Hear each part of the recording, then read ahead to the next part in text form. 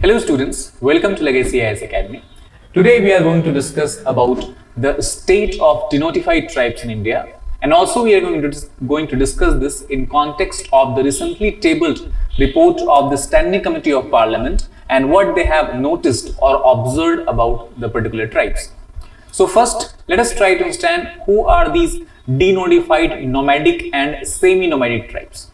So denotified tribes are those tribes who trace their origin or who trace their nomenclature, we can say, from the colonial era when British were ruling India, and they were notified earlier during British time. They were classified as notified tribes because they were thought to be believed, or they were believed to be born criminal in nature, and this during the British regime a series of laws were passed to control the act of these tribes, and the most important law was the Criminal Tribes Act of year 1871. As after the British regime ended and India got independence, the same notified tribes were denotified, and that is why they are called as denotified tribes. Nomadic and semi-nomadic are nomenclature that is based or dependent upon the lifestyle of these tribal communities. So nomadic and semi-nomadic nomenclature is used to represent such tribes who do not have a permanent settlement, permanent houses or permanent places to reside. They rather move from one place to another and does not live at any one place for a longer period of time. So such tribes are called as nomadic and semi-nomadic tribes. So what about these tribes? So first, if we try to understand about denotified tribes, they were listed as discussed originally under the Criminal Tribes Act of 1871 as criminal tribes. However, after independence, a special committee of United Nations, that is called as UN Committee on Elimination of Racial Discrimination, they asked the government of India and suggested the government of India to remove such kind of criminal tribe act. And that is why then from criminal tribes they were reclassified as habitual offenders in year 1959. Further, on the recommendation of National Commission for Denotified Nomadic and Semi-Nomadic Tribe that was set up in year 2006, under the suggestion or on the suggestion of these particular commission, the habitual offender term was also dropped, and then the tribes from then on are known as denotified tribes. Now, if we look at the important reports that has been published or that has been discussed in the parliament about these tribes. So first and the most important one is the Reineke Commission that was set up to understand the apathy of this tribe. So Reineke Commission actually were very surprised and said that it is ironical that when the constitution makers were making sure that all the scheduled castes and scheduled tribes are given appropriate protection of the constitution, these tribes somehow were left out. And during its investigation, it found that about 10.74 crore, that is the population of these denotified tribes, taking census 2001 population figure into consideration. Further, in year 2014, it was found that around 1,262 communities are there in India who belong to the either of these three denotified, nomadic or semi-nomadic communities.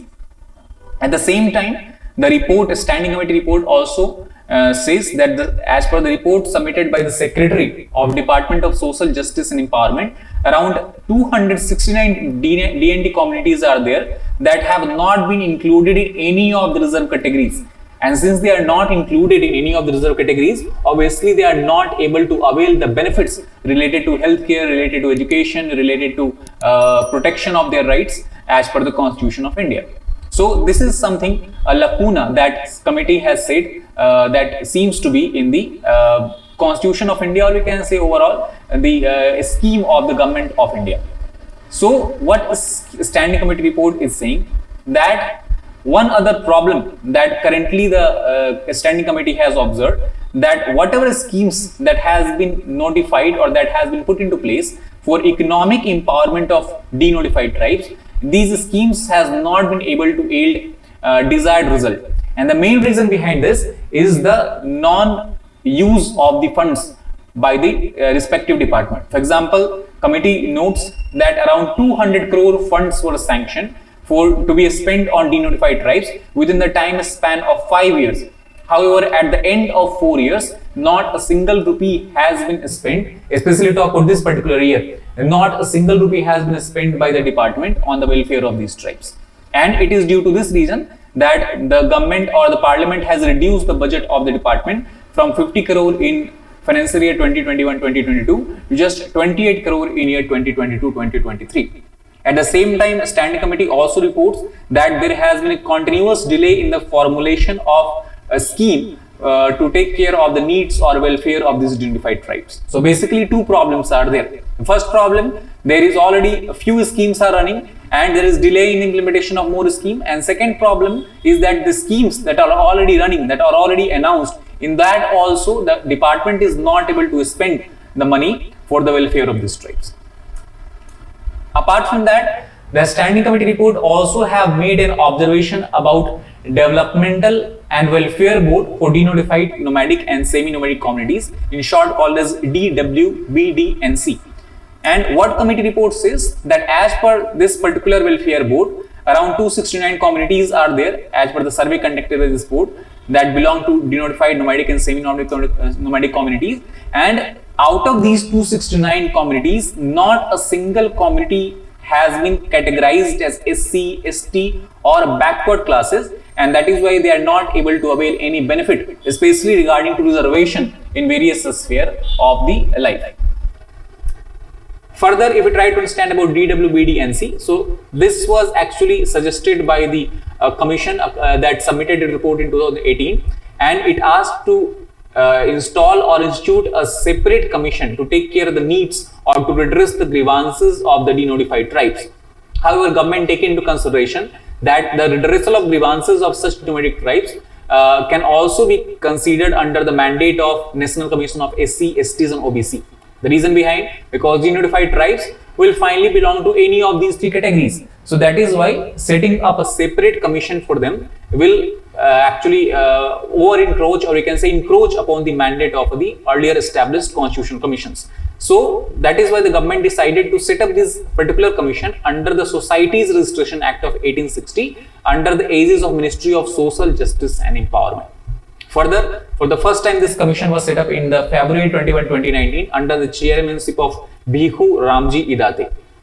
Not only this commission, but apart from two important government bodies like Niti Aayog of India, they have also established a separate committee to identify or to include the denotified tribes into the one of the categories of SC, STs and OBC. And Anthropological Survey of India is currently doing the ethnographic studies of this tribe under the budget of around 2.7 crores that has been granted by the government of India. Now, the deprivation that is being faced by these communities is not something new. They have been historically considered as a deprived. So they have a long history of deprivation, both in the pre-independent India during colonial time, as well as the post-independence India after the independence of, we can say, end of the British rule. And the reason why many sociologists and anthropologists believe they have been historically deprived is three main reasons are there. The first reason is that most of these tribal communities are politically quiet. Now, since they are politically quiet, they are not very vociferous or vocal in demanding their rights, demanding their due from the government, and that is why they are unnoticed by the government machinery.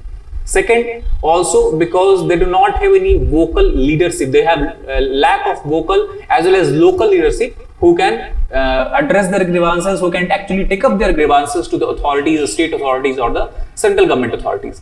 And the third problem is they have not they have the lack of patronage of a national leader.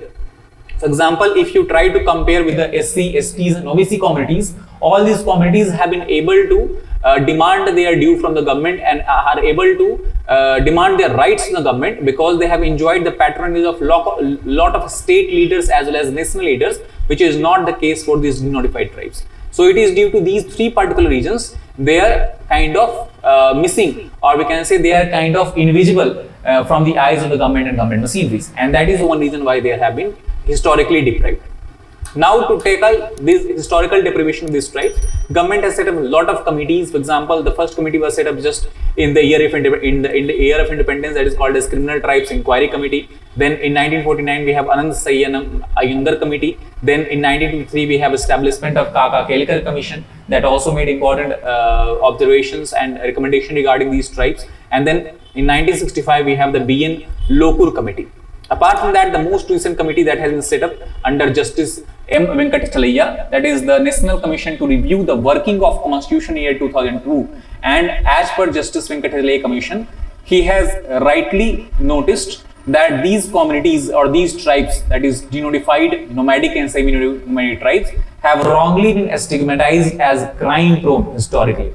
And that is why it is due to this, they have been continuously subjected to high-handed treatment, both by the government machineries as well as the local communities, as well as they have been continuously exploited by the representatives of law and order, as well as the general society. So this overall concludes the kind of ill treatment that the societies or these tribal communities have faced since a long time, and it is high time that we address the issue and bring them into the main fold of society and give them the equal and the same and equal right that is enjoyed by all the citizens of India.